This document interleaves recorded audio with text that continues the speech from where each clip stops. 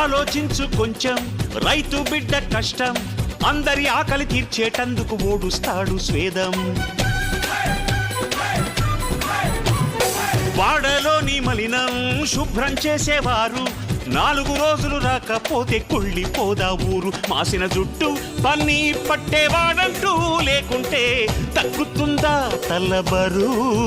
నీళ్లల్లోనే నిలిచి ఉతికేవాడంటూ లేకుంటే నిలుచున్నా మన పరువు.